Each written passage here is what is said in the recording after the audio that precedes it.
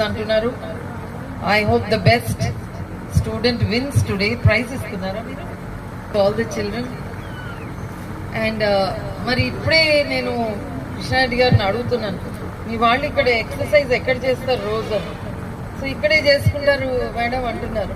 So మీకు ఒక open air gym తప్పకుండా మీరు వీలవుతే వేరే వాళ్ళని కూడా అలౌ చేయొచ్చు, అది చూద్దాము.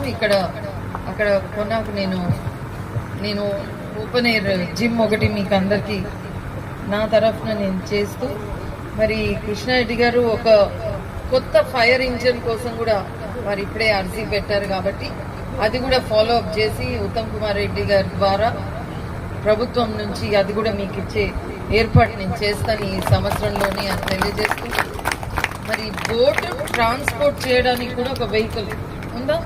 ఓకే సరే. ఇది అగ్నిమాపిక డిపార్ట్మెంటే కాకుండా వీళ్ళు అడిషనల్ గా మనందరికి తెలిసిన విషయం, ఇప్పుడే కమిషనర్ గారు చెప్పారు, మన డిజాస్టర్ మేనేజ్మెంట్ రెస్పాన్స్ టీమ్ మీద ఏదైనా ఉండొచ్చు, హై రైజ్ బిల్డింగ్ లో ఏదైనా ఉండొచ్చు, ఏ డిజాస్టర్ అయినా సరే మన సిబ్బందికి ఇదే 101 కి చేసి తప్పకుండా తెలియజేయండి అని తెలుపుతూ, మరి ఈ 99 రోజులు మనం ఏదైతే ప్రోగ్రామ్ తీసుకున్నామో అందులో ఒక రోజు అన్ని ఇండ్లు క్లీన్ చేయమని కూడా ఉంది. మనకి అన్ని పాత సామాన్ పెట్టుకుంటారు, అది దయచేసి గృహిణులకి, మరి ఇక్కడ ఉన్న పెద్దవాళ్ళు కౌన్సిలర్స్ కూడా ఉన్నారు, మన వార్డ్స్ లో ప్రతి ఇంటి నుంచి ఆ ఎక్స్ట్రా చెత్త మనం అనుకుంటాం ఇది ఎప్పుడో పనికొస్తుందని, అది తుప్పు పట్టిపోతుంది, ఆ రోజు అమ్మితే మీకు వచ్చిన విలువ రాదు, ఓ 5 ఏళ్ళు అయినాక చూస్తే అది ఇంకా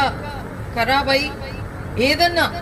జనరలీ ఫైర్ యాక్సిడెంట్స్ నాకు తెలిసి మనం పండుకున్నప్పుడు మనకు తెలియకుండా షార్ట్ సర్క్యూట్ ఎక్కడైతే అవుతుందో మన ఎలక్ట్రికల్ ప్యానెల్ అక్కడి నుంచి మొదలయ్యి ఒకవేళ మనకు తెలియకుండా ఇలాంటి వస్తువులు ఇంటి నిండను ఉంటే మాత్రము చాలా ప్రమాదం. అది దయచేసి మీరు అందరు కూడా మీ ఇళ్లల్లో మీ అటకలు కానీ బయట చజ్జాల మీద పెట్టే వస్తువులు కానీ ఒకసారి మీరు ఇక్కడ రాసుకున్నారు, రెస్పాన్సిబుల్ సిటిజన్స్ మీరు తీసుకొని మన ప్రాంతం, మీరు ఒక్క ఇంట్లో ఫైర్ అయితే మీరు ఒక్కరికి ఎఫెక్ట్ కాదు, అందరికి ఎఫెక్ట్ అవుతుంది.